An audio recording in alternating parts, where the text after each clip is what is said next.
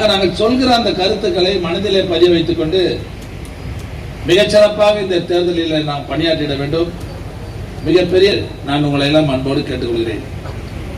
இன்றைக்கு என்னுடைய ஒப்பற்ற தலைவர் மாண்புமிகு தமிழ்நாடு முதலமைச்சர் அவர்கள் நம்முடைய மார்க்சிஸ்ட் கம்யூனிஸ்ட் கட்சியினுடைய மாவட்ட செயலர் சொன்னதை போல தொடர்ந்து ஒரு மிகப்பெரிய கூட்டணியை வலுவோடு ஒற்றுமையோடு வைத்திருக்கிற ஒரே மாநிலம் நம்முடைய தமிழகம் மட்டும்தான். அது தலைவர் தளபதியுடைய தலைமையில். ஆக இந்தியா கூட்டணி ஆரம்பிப்பதற்கு முன்பாக ஆரம்பிக்கிற போது பல மாநிலங்களில் பல கருத்து வேறுபாடுகள் எங்களுக்கு கூட சிரமமா இருந்தது. என்னப்பா மற்ற மாநிலங்கள்லாம் அந்த சரியான ஒற்றுமை இல்லையே அப்படின்ற மாதிரி கூட நாங்க நினைச்சோம். ஆனா வீராப்பாவோடு இருந்தாரு மோடி. மொத்தம் நாங்க தான் ஜெயிக்க போறோம்னாரு. படிப்படியா பாத்தீங்கன்னா இந்தியா கூட்டணி எல்லா மாநிலத்திலும் இன்னைக்கு வலுவோடு சிறந்த கூட்டணியை வைத்து இன்னைக்கு வலுவோடு இருக்கிறோம். இன்னைக்கு படிப்படியா இப்ப நிலைமை மோடி கதை என்னாச்சுன்னு சொன்னா எல்லா மாநிலங்களிலும் அவர் பீஸ் போட்டாரு. இப்போ அவர் வீக் ஆயிட்டாரு. இப்ப 400 சொன்னாங்கல்ல, இப்ப 100 வந்துட்டாரு. இன்னும் 5-20 நாள் இருக்குது இல்ல, இது இன்னும் போவ நிச்சயமா சொல்றேன் அவர் எங்க போய் நிப்பாருன்னே தெரியாது. நீங்க பாருங்க. நீங்க ஆக ஒரு மாயை இந்தியாவில் இவரை தவிர வேற ஆளுமே கிடையாது. இவர் தான் மீண்டும் ஆட்சிக்கு வருவாரு. ஒன்னு சொல்றேன், இந்தியாவில் 10 வருஷத்துக்கு மேல எவனையும் கை வச்சிருக்க மாட்டான். அதனால வச்சிருக்கீங்க. நேரு மட்டும் தான் 5 வருஷம் இருந்தாரு.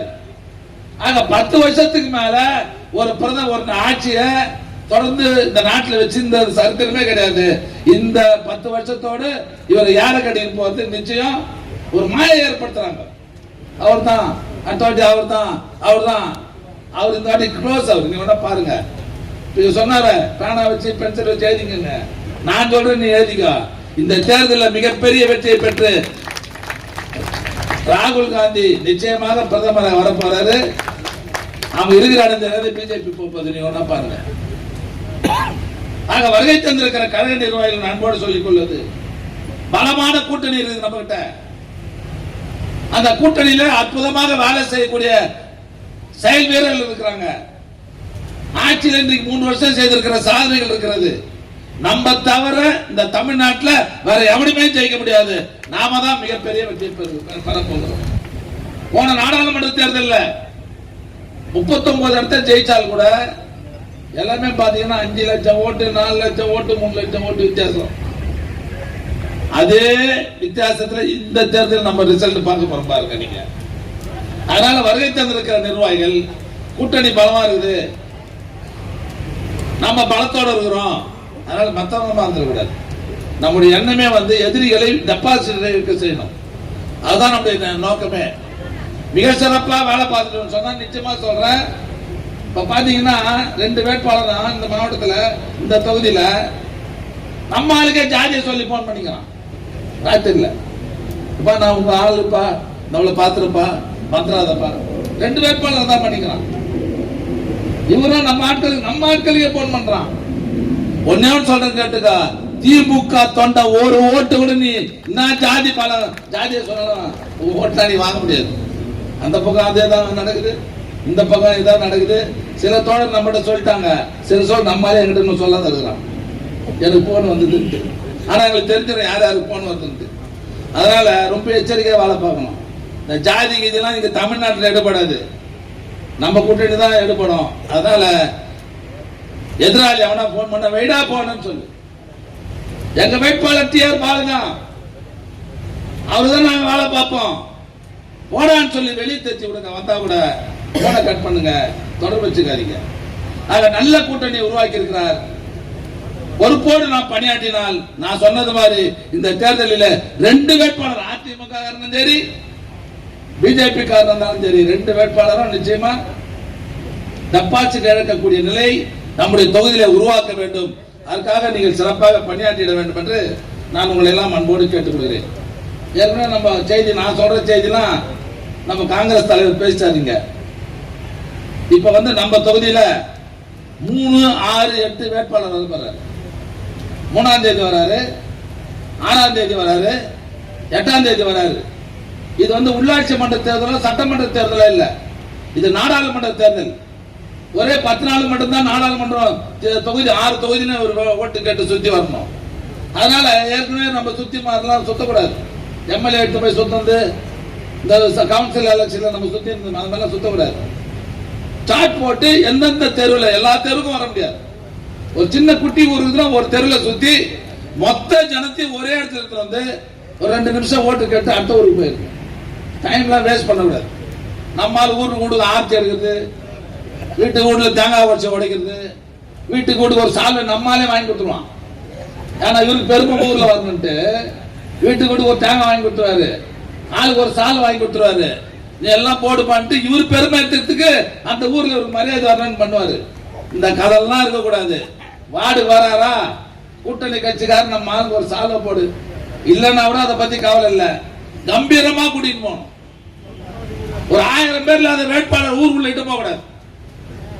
மோட்டர் சைக்கிள் நம்ம எப்படி செய்வோம் தெரியல. மோட்டர் சைக்கிள் முன்ன நம்ம தோழர் கட்சி கொடியோட வருவாங்க. ஆக ஒரு 1000 பேரோட கம்பீரமா உள்ள போனோம். படிப்படியா நான் அண்ணன் சொன்னது மாதிரி தெருவில் எந்த டிஸ்டர்ப் வரக்கூடாது.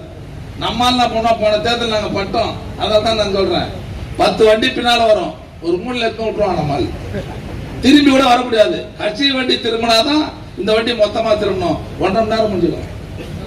கொடுத்தது ஒரு நாள். இதுல ஒரு சந்து போய் வரதுக்கு 1 மணி நேரம் போச்சுன்னா அடுத்து எல்லா ஊருக்கும் போக முடியுமா? இந்த பட்டாசு ஒரு இந்த பெட்டி மாதிரி ஒண்ணு வச்சுக்கிறான். அது ஒண்ணு ஏத்திட்டான்னா 1/4 மணி நேரம் வெடிக்கும். அதை எடுத்து போய் நடுப்புற ஜீப்புக்கு முன்ன வச்சிருவான். அதை அவிக்கவே முடியாது. இது ஒண்ணா போய் வெடிக்கிறதுக்குள்ள 1/2 மணி நேரம் காலி ஆயிடும். அங்கேயே நின்று இருக்க வேண்டியதுதான். தயவுசெய்து அந்த பட்டாசு வெடிக்காதீங்க. அது யாரும் வச்சீங்கன்னா நான் திருப்பி வேட்பாளரை ஊருக்கு இட்டு வர மாட்டோம், திருப்பி வெளியே இட்டு போயிடும். ஜாக்கிரதையா வச்சுங்க. அந்த பட்டாசே வாங்கக்கூடாது, புரியுதா? அதனால வேட்பாளர் எட்டும் போது இந்த ஊராட்சிகள் வரும்போது சின்ன எழுதிடணும். வேட்பாளர் போஸ்ட் ஒட்டி இருக்கணும் எல்லா இடத்துலயும். திமுக கொடி கூட 1, 2 இல்ல கூட பரவாயில்ல. எல்லா பகுதியும் தோழமை கட்சி கொடி ஒண்ணு கூட விடாம கட்டப்பட்டு இருக்க வேண்டும். எந்த இடத்துலயும் நம்ம வீக் ஆயிடக்கூடாது, ஒருத்தரோட நம்ம மேல வருத்தப்படக்கூடாது. அந்த மாதிரி கம்பீரமா இந்த வாக்கு சேகரிக்கிற நிகழ்ச்சியை இந்த 3 நாட்களில் ஒட்டுமொத்த மக்களிடம் நம்முடைய வேட்பாளரை அறிமுகம் செய்யக்கூடிய அளவிற்கு அறிமுகம் செய்ய வேண்டியதில்லை. வேட்பாளர் வந்தார், சிலருக்கு வேட்பாளர் வரலப்பா, எனக்கு நான் பார்க்கவே இல்லைப்பான்னு சொல்லி அது கூட கோச்சிக்குவாங்க சில பேர். நம்மால் எதுக்கு கோச்சிக்கிறானே தெரியாது. அதனால எந்த விதத்தில பாதிப்பு வந்துடக்கூடாது. வேட்பாளர் கம்பீரமா எல்லா பகுதியும் கொண்டு போய் வேட்பாளர் நம்பூர் வந்தார்ப்பா என்ற செய்தியை ஒட்டுமொத்த மக்களும் தெரிந்து கொள்ளக்கூடிய அளவிற்கு அந்த வேட்பாளர் நிகழ்ச்சியை மிகச்சிறப்பாக கம்பீரமாக நம்முடைய தொகுதியில வலம் வருகிற போது அதை செய்து தர வேண்டும் என்று நம்முடைய கழக நிர்வாகிகளை நான் அன்போடு கேட்டுக்கொள்கிறேன். ஆக வேட்பாளர் வருகிற போது எல்லாம் தகவல் சொல்லுங்க. நீங்க மட்டும் போய் நின்று போறாது. கூட்டணி கட்சியில் இருக்கிற ஒட்டுமொத்த நிர்வாகிகள் இயக்க தோழர்கள் தகவல் சொல்லி இத்தனை மணிக்கு இந்த நேரத்தில் இங்க வராரு வாங்கன்னு சொல்லி அவங்களாம் கூப்பிடுங்க. அப்பதான் அவங்க வருவாங்க. அவங்க வருவதற்கு தயாரா இருக்கிறாங்க. எந்தவித கருத்து வேறுபாடுகள் இருந்தாலும் தேர்தல் வரை ஒதுக்கி வைத்து விட்டு நம்முடைய நோக்கம் நம்முடைய வேட்பாளர் மிகப்பெரிய வெற்றியை பெற வேண்டும். அதில் கவனம் செலுத்தி மிகச்சிறப்பாக நீங்கள் பணியாற்றிட வேண்டும் என்று நான் கேட்டுக்கொள்கிறேன். இங்க நம்ம ராஜா அவர் பேசுற போது என்ன நான் பழனிபுத்தூர்ல பேசினாரு, அது மாதிரி நீங்க போட்டுக்கணும்னு சொன்னார். அது என்ன பூத் அளவில் வாக்குச்சாவடி நிலை முகவர் போட்டுக்கிறோம். அதுல 30 பேர் போட்டுக்கிறோம். பூத் அளவில் காலை மாலையில் இருக்கிற இந்த வாக்குச்சாவடி நிலை முகவர்கள் காலையில மாலையில போட்டு போய் கேட்கணும். வெயில் நாள் என்ன சொல்லிட்டாரு, 6 மணி 7 மணி கிளம்பு, ஒரு 8:30 மணி வரலையும் ஒரு 1.5 மணி நேரம் வீடு விடா போய் நோட்டீஸ் கொடு. வெயில் நான் இப்பயே தாங்க முடியல, ரொம்ப கடுமையாகி போச்சு நேரத்துல இருந்து. அதனால சாயங்காலம் ஒரு 5 மணி கிளம்பு, ஒரு 6:30 மணி வரலையும் 7 மணி வரலையும் வீடு விடா போ. ஒரு ஆளை விட விடாத, ஒரு ஆளை குறைஞ்சது 3-4 முறை அந்த வாக்காளர்களை சந்திக்கக்கூடிய அந்த நிலையில அந்த ஹேண்ட் பிட்ட வீடு விடா போய் கொடுக்கணும். அண்ணன் சொன்னது மாதிரி சென்னை புறநகர் பகுதியில் நம்ம இருக்கிறோம், எல்லாம் அடுக்குமாடி வீடுகள். நம்ம என்ன பண்ணுவோம் தெரியுமா, சோம்பேறித்தனம் பட்டுக்குன்னு 4-5 வீட்டில் கொடுத்துருவான். 5வது 6வது வீடு போகும்போது கீழே மட்டும் கொடுத்துட்டு மேலே போக மாட்டான். அதனால சோம்பேறித்தனம் படாது. இது கட்சி தேர்தல், நமக்கு ஒரு சவாலாக இருக்கிற தேர்தல். அதனால ஒவ்வொரு வீடு எவ்வளவு அடுக்குமாடி வீடு இருந்தாலும் எல்லா அடுக்குமாடி வீட்லயும் கதவை தட்டி திமுக காரன் வந்துக்கிறோம், இந்தியா கூட்டணி வந்திருக்கிறோம், டிஆர் பால் ஓட்டு போடுங்கன்னு அந்த நோட்டீஸ் போய் எத்தனை வீடு இருக்குதோ அத்தனை வீடுகளுக்கும் அந்த ஹேண்ட்பிட் போய் சேரணும்.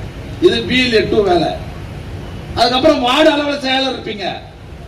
சில வார்டுகள் எல்லா வார்டுலயும் வந்து நகர மாமன்ற உறுப்பினர் இருப்பீங்க. அவங்க ஒரு வார்டுக்கு 8 பூத்து 10 பூத்து இருக்கும். பூத் அளவில் போறவரு BLA-2 அவர் பூத்து மட்டும் போட்டோம். வார்டு செயலாளர், வார்டுல இருக்கிற இந்த மாமன்ற உறுப்பினர் அவங்க எல்லாம் ஜாயின் பண்ணி நீங்க அந்த வார்டுல 10 பூத்து 8 பூத்து 7 பூத்து இருந்ததுன்னா அந்த வார்டு முழுவதும் எல்லா வாக்காளர்களையும் நீங்க போய் சந்திக்கணும். சில ஊர்களில் எங்களுக்கு எல்லாம் இருக்கிற மரியாதை விட அந்த கவுன்சிலருக்கு பெரிய மரியாதை இருக்கும். நீங்க தான் பல பிரச்சனை அந்த ஊர்ல தீர்த்திருப்பீங்க. நாங்க போய் ஓட்டு கேட்கறத விட கவுன்சிலர் வந்து என்ன ஓட்டு கேட்டாருப்பா அப்படின்னு ஒரு பெருமை அவன் கொஞ்சம் மதிக்கக்கூடிய ஒரு தன்மையில இருக்கும். அதனால வார்டு அளவில் எத்தனை பூத்து இருந்தாலும் அந்த வார்டு கழக செயலாளர், வார்டில் இருக்கிற கூட்டணி கட்சி நிர்வாகிகள், அதே போல மாமன்ற உறுப்பினர்கள் அந்த வார்டில் இருக்கிற எல்லா வீட்லயும் போய் ஓட்டுகள் முடிஞ்சிச்சா. மூணாவது கட்டமா பகுதி செயலாளர் இருப்பீங்களா? பகுதி கழக செயலாளர் மூலியமா பகுதியில் இருக்கிற எல்லா வார்டுலையும் சார்ட் பண்ணி எப்படி வேட்பாளர் பட்டியல் போட்டு வராரோ பகுதி செயலாளர், பகுதியில் இருக்கிற நிர்வாகிகள், பகுதியில் இருக்கிற கூட்டணி கட்சி தலைவர்லாம் ஒவ்வொரு வார்டா எல்லா வார்டில் இருக்கிற பூத்துல நீங்க போய் தனியா ஓட்டுக்காருங்க. ஆக இது மாதிரி போய் மூணு அடுக்கா நீங்க போய் அது இல்லாத வேட்பாளர் தனியா வர போறாரு. இந்த 3 அடுக்கு முறையில் நீங்க போய் ஓட்டு கேட்டுட்டீங்கன்னு சொன்னா நிச்சயமா சொல்றேன், இந்த தேர்தலில் மிகப்பெரிய வெற்றியை பெறப்போவது நாம தான். அந்த வெற்றியை நீங்கள் சிறப்பாக ஈட்டி தர வேண்டும் என்று நான் கேட்டுக்கொள்கிறேன். அது மட்டும் இல்ல, பூத் அளவில் 10 பெண்களை போட்டிருக்கிறோம். வேற எந்த மாவட்டத்திலும் கிடையாது. 2400 பூத் 6 தொகுதியில இந்த 2400 பூத்திலையும் ஒரு பூத்துக்கு 10 பெண்கள் போட்டிருக்கிறோம், 10 இளைஞர்களை போட்டிருக்கிறோம். அந்த பூத்துல இருக்கிற BLA-2 வார்டு செயலாளர்லாம் அந்த 10 பெண்களை வெறும் பெண்களை மட்டும் ஓட்டு கேட்க சொல்லுங்க. நான்லாம் போய் நம்மளாம் ஆம்பளைங்களை போய் ஒரு வீட்டுக்கு போனா வீட்டு வாசல் உட்காந்துருப்பாரு ஆம்பளை, அவர்கிட்ட மட்டும் ஓட்டு போடுங்க சூரியன் சொல்லிட்டு வந்துடுவோம். சமையல் கட்டில் இருக்கிற பெண்கள் நாங்க போய் பார்க்க முடியாது.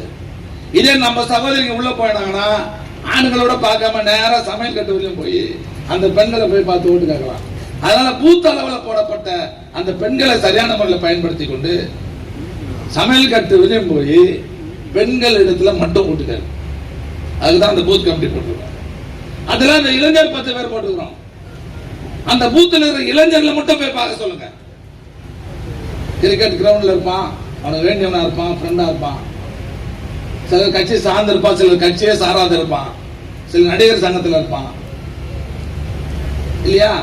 இளைஞர்கள் இப்போ புது வாக்காளர்கள் அப்பேற்பட்ட தமிழில் எவ்வளவு பேர் அந்த பூத்தில் இருக்கிறான்னு சொல்லி பார்த்து அந்த இளைஞர்கள் அந்த பூத்தில் இருக்கிற இளைஞர்களை மட்டும் போய் பார்த்து, ஆமா அதுதான் பேசிக்கிறேன். ஆனா வந்து அந்த இளைஞர்களை அந்த பெண்களை எல்லாம் சரியான முறையில் அந்த பூத் அளவில் பயன்படுத்திக் கொள்ள வேண்டும். இந்த பூத் ஒருங்கிணைப்பாளர் நாங்கள் போட்டுக்கிறோம், 10 பூத்துக்கு ஒரு ஆள்.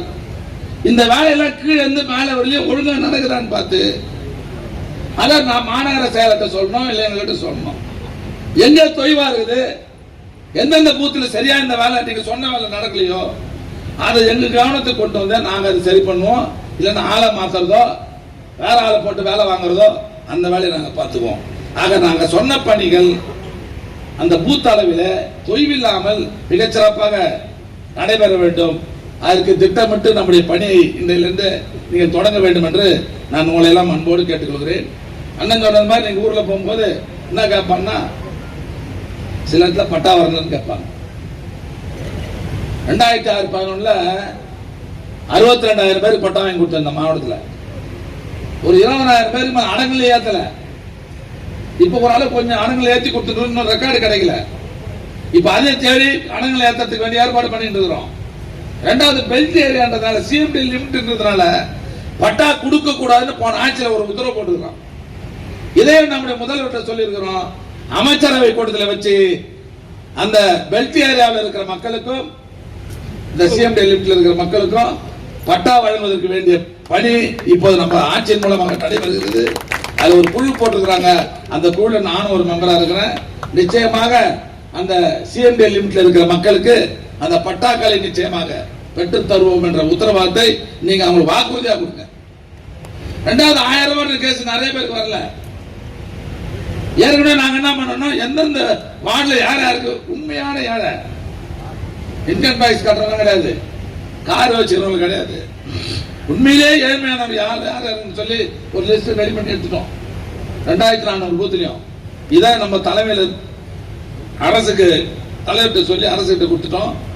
தேர்தலுக்கு பிறகு உண்மையாக உள்ள ஏழைகளுக்கு அந்த தொகை நிச்சயமாக வந்து சேரும் என்பதை நான் பெருமையோடு தெரிவித்துக் கொள்ள. அதையும் நீங்க வாக்குறுதியா கொடுங்க, தைரியமா சொல்லுங்க, தைரியமா சொல்லுங்க. ரெண்டாவது என்ன பண்ணுவாங்கன்னா, உள்ள போகிற போது மின்சார கட்டணம் உயர்த்தின்னு சொல்லுவாங்க. அது நாம காரணம் இல்ல, இதெல்லாம் நம்ம சொல்லாதனால நம்மளை ஏமாத்திட்டு இருக்கிறாங்க. இந்த மின்சார கட்டண உயர்வு காரணம் திமுக ஆட்சி இல்ல, ஜெயலலிதா இருக்கிறவரையும் நம்முடைய கலைஞர் இருக்கிறவரையும் மின்சார கட்டணம் உயரல. இப்ப உயர்ந்தது காரணம் யாருன்னு சொன்னா மத்தியில் இருக்கிற பிஜேபி ஆட்சி. ஜெயலலிதா செத்ததுக்கு அப்புறம் எடப்பாடி பழனிசாமியை மிரட்டி மின்துறை அமைச்சராக இருந்த தங்கமணின்னு ஒருத்தர் மரியாதை இதுல கையெழுத்து போறியா இல்லையா, ஒரே திட்டத்துல கையெழுத்து போட்டுட்டு அதுல கையெழுத்து போட்ட விளைவு தான் இன்னைக்கு மின்சார கட்டணம் உயர்வு. இல்ல மின்சார கட்டணம் உயர்வு வந்திருக்காரு. ஆக இந்த பிரச்சனை பொதுமக்களுக்கு சொல்லணும், வேற எதையும் கேட்ட மாட்டாங்க. நிறைய சாதனை செய்திருக்கிறோம். தேர்தல் அறிக்கையில சொன்ன சாதனையை விட சொல்லாத சாதனைகளையும் அதிகமாக செய்து இன்னைக்கு நாட்டு மக்களின் பேரன்பை பெற்றிருக்கிற ஒரே முதல்வர் நம்முடைய தலைவர் தளபதி அவர்கள் மட்டும்தான். ஞாபகம் வச்சுங்க. அதுல கம்பீரமா ஓட்டு போய் கேட்கலாம், குறைகளை நிச்சயமா எழுதி வச்சுக்கோங்க. அதை வருகிற காலங்களில் நிச்சயமா நம்ம தீர்த்து தரலாம். ஆட்சி அதிகாரம் நம்மகிட்ட இருக்குது, தைரியமா சொல்லுங்க. அதனால களம் நல்லா இருக்குது, தொண்டர்கள் பலம் நம்மகிட்ட இருக்குது, ஆட்சியுடைய சாதனைகள் பொதுமக்கள் மத்தியில் போய் சேர்ந்திருக்குது, கூட்டணி பலம் இருக்குது. இவ்வளவு பெரிய விவகாரம் நம்ம கிட்ட இருக்கும் போது எதிராளி ஜெயிச்சிட முடியுமா? முடியவே முடியாது. ஆனால் வருகை தந்திருக்கிற கழக நிர்வாகிகள் எவ்வளவு கட்சிக்கு தியாகம் பண்ணிருக்கிறோம். எங்க இயக்கத்தை காட்டுக்கார மட்டும் நான் சொல்லல, எல்லா இயக்கத்தை சார்ந்தவர்களும் சொல்றோம். விடுதலை சிறுத்தையாக இருந்தாலும், காங்கிரஸ் கட்சியாக இருந்தாலும், கம்யூனிஸ்டா இருந்தாலும், அந்தந்த இயக்கங்களுக்கு விசுவாசமாக கட்சி தலைமை சொல்கிற பணியை மிகச்சிறப்பாக செய்கிற கூட்டம் தான் நம்முடைய கொள்கை கூட்டம், கொள்கை அணி. அதனால எவ்வளவோ நம்ம இந்த இயக்கத்திற்காக பாடுபட்டிருந்தாலும் கூட இந்த தேர்தல் என்பது மிக மிக மிக முக்கியமான தேர்தல். அதனால எவ்வளவு கஷ்டங்கள் இருந்தாலும் தேர்தல் வரை 19ஆம் தேதி வரை கங்கணம் கட்டி கொண்டு நம்முடைய வெற்றி வேட்பாளர் மிகப்பெரிய வெற்றி பெற வேண்டும் என்ற எண்ணத்தோடு, ஒற்றுமையோடு, பொறுப்போடு நான் சொன்ன பணிகளை எல்லாம் மிக சிறப்பாக செய்துவிட்டால் நிச்சயமாக மிகப்பெரிய வெற்றியை பெறுவோம். அந்த வெற்றியை நீங்கள் ஈட்டி தர வேண்டும் என்று கேட்டு, நம்முடைய செந்தில் அவர்கள் நைஸா சொன்னாரு, நீங்களாம் கை தட்டுற மாதிரி அவர் பேசினாரு. அதே வேட்பாளர் வந்துகிறார் சொல்லி அதுக்கும் ஒரு விரைவில் ஒரு 2 நாட்களில் நல்ல முடிவை ஏற்படுத்தி நீங்க சந்தோஷப்படுற அளவுக்கு நாங்கள் அதுக்கு நடந்து கொள்வோம் என்று சொல்லி, ஆக இந்த தேர்தல் நம்முடைய கூட்டணிக்கு ஒரு சவாலான தேர்தல். ஆக எதிரியை வீழ்த்துவோம், இன்றையிலிருந்தே நம்முடைய பணியை தொடங்குவோம் என்று சொல்லி விடைபெறுகிறேன்.